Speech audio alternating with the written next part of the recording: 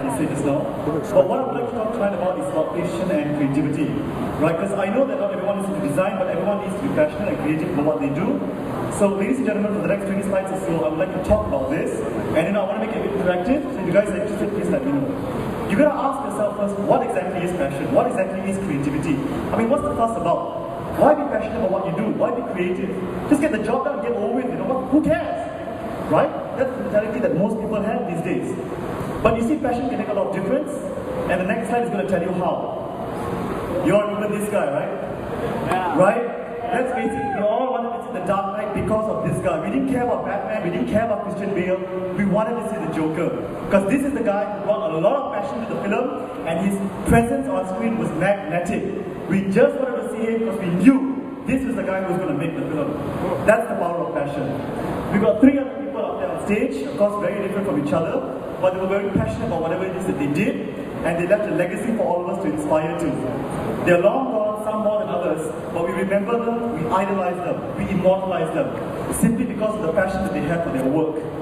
They had one common denominator, and I hope it inspires the rest of you as well. Now, what about creativity? Again, what's the point? Why not just get the job done with? Now, any idea of what this image is a play of?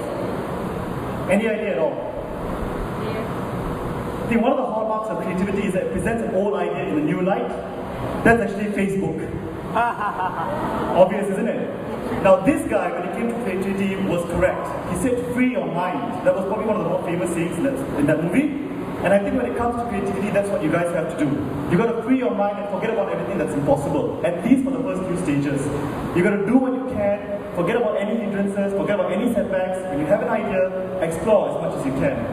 And when you do get that idea, you've got to be as creative as possible. Let your mind literally run free. Don't let yourself be hindered by any setbacks. If there's potential in something, go for it. Don't let anyone say no, don't let say it's stupid or whatever. Go. Do the best you can. Come up with something wild. Wow, everyone. That's the point. Now the thing is, you've got to ask yourself, well, if I do want to be creative, then how can I do it? Something simple things to start off with. You've got to tickle your imagination. You've got to do what you can to imagine. You've got to be grateful for the stuff you already have. You've got to live in the moment. Forget about the past, forget about the future. All that matters is what you have right now. Because that's what's going to take you to greater heights. And you've got to be relaxed. You've got to do the stuff that you want to do, but you've got to do it when you're happy. You've got to be open to the ideas that might come into your mind. You've got to be inspired. You've got to do things that you like to do. Go for a movie, play the guitar, whatever it is that makes you happy. And finally, you've got to see alternatives. Like I said, you can't allow yourself to say no at any stage when it comes to being creative. And at the end of the day, it's all about having fun. And when you're having fun, you get creative. Now, creativity in architecture is an interesting thing. You've got 3 simple buildings over here. A train station, shop blocks, and concert hall. Not bad, no big deal though. You've seen it before. It's nice. Something not really all that attractive. It's kind of normal. So you're going to ask yourself, if you're a designer, how can I make it interesting? Again, ladies and gentlemen, you've got 3 buildings over here, all pretty mundane. Now that's an office lot in Czechoslovakia. The designer wanted to do something totally different. That's a 6-story shop lot, and the locals loved it so much they actually said that that's a dancing building, and they even gave it names. Fred Astaire and Ginger. The 2 dancing couples back in the Americans, back in the 50s and 60s, I think. People go to this place just to sit down and have fun. They don't even care about the work anymore. 2 more interesting buildings to look at. One is an advertising firm somewhere in Canada, and the other is a building in China. And again, these are designs that really capture the imagination because they were passionate and creative about what they wanted to do. They had an idea and they took it to the next level, and this is the result of what you're seeing. And again, people come there just to have a look at the place. Now that's, interestingly enough, a train station. Now the normal train station is what you would see, all the LRT stations, and of course the train station near Central and Uniform. But the guys here in France decided let's completely redefine it. They wanted the building to look as if it was going to fly, something that seemed to be totally contradictory to the idea of a train station. But it became a memorable building, and people loved being there. Now that's probably the most exciting art museum we have in the world right now. The designer here, somewhere in Spain, wanted to make the building a living sculpture. All the buildings around the area looked very, very boring, very, very static. So he decided to make the building into a work of art. And people all over the world, when they go there, they don't even bother going in the building to see the artwork, they're just more interested in the building. That's what passion and creativity can do. This building might be a bit famous to some of you guys. It's in China. This is the performance center, and people very affectionately call it as the Ape. And it's for obvious reasons, but it's a beautiful collection of titanium and glass, and its reflection in the evenings just makes it absolutely wonderful. The building literally performs for you during different days of the day, depending on sunlight. This is one of the more interesting ones we have. It's actually a church, believe it or not.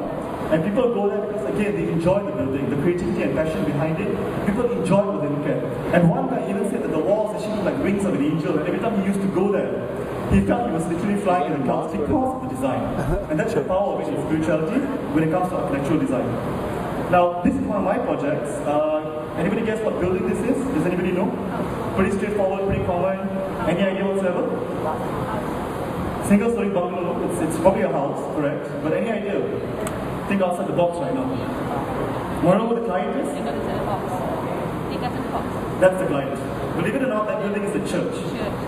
Right? And the idea here was to create a design to make that building more interesting than it already was. The original idea was just to have an extension in the front, but I thought that this was my chance to be passionate, this is my chance to be creative in what I do. And I do love what I do, so I thought, okay fine, I've got something interesting here, I'm going to do something different. That's my idea so far. And I wanted to make the design something a bit more unique, and I wanted to incorporate of Asian design elements, which was actually a mix of timber and stone and things like that. And this is what the building would look like during the day. And the cross looks as if it's being suspended because I wanted to have a poetic interpretation for the design. Now, this is the general design of the building itself during the day. And what was more important to me, what the building would look like during the night or early morning, because that's when they would go for mass. So I wanted the building to look as if it was a lantern, and light would filter out of it.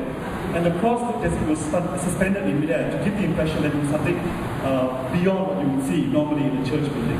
So, ladies and gentlemen, I really love what I do. I hope I wasn't talking too quickly, because they only gave us 20 seconds. So, thank you for your attention. Again, have a good night. Thank you.